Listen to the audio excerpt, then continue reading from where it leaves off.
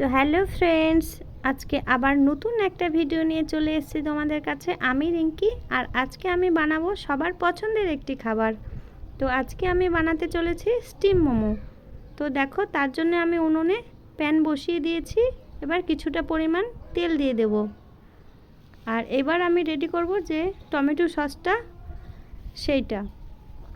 তো তার জন্য আমি কিছুটা পরিমাণ টমেটো দিয়ে দিলাম। এবার দুটো কাঁচা লঙ্কা দিয়ে দেব। তারপর আমি কিছুটা পরিমাণ রসুন দিয়ে দেব। এবার আমি এগুলোকে সবগুলোকে ভালো করে ফ্রাই করে নেব। তারপর যে ময়দার ডোটা বানাবো আমি, তার জন্য এখানে কিছুটা পরিমাণ ময়দা নিয়ে নেব। আর তার মধ্যে আমি দিয়ে দিচ্ছি কিছুটা পরিমাণ লবণ। তারপর আমি টমেটোগুলো দেখো ভালো মতো ফ্রাই হয়ে গেছে। এবার আমি খোসাটা ছাড়িয়ে নেব। আর তারপর আমি এগুলোকে মিক্সিতে দিয়ে দিলাম। আর এইবার দেখো, এই যে ময়দার ডোটা বানিয়ে নিয়েছি, এটা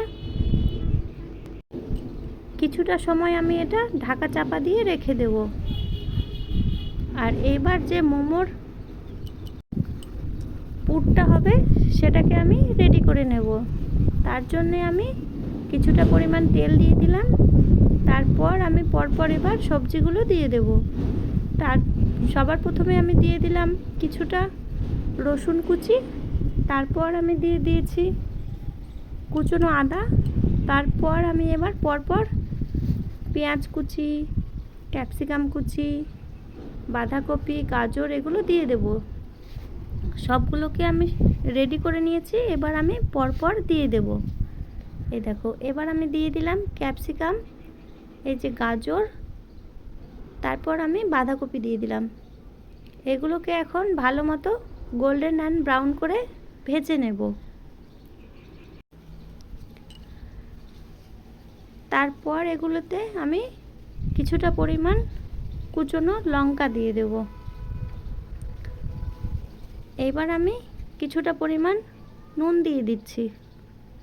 তো তারপর আমি কিছুটা গোলমরিচ গুঁড়ো দিয়ে দিলাম।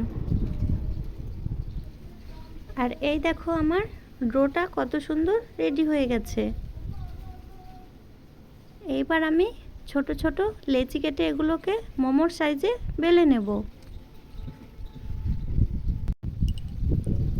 এই দেখো, আমি কত সুন্দর ছোট ছোট সাইজে বেলে নিচ্ছি।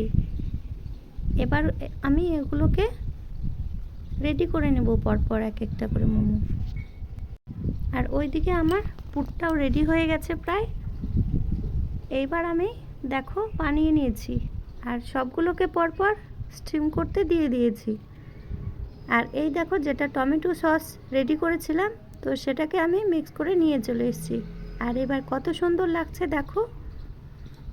তো আমার ভিডিওগুলো ভালো লাগলে লাইক কমেন্ট করো, আর আমার পাশে থেকো।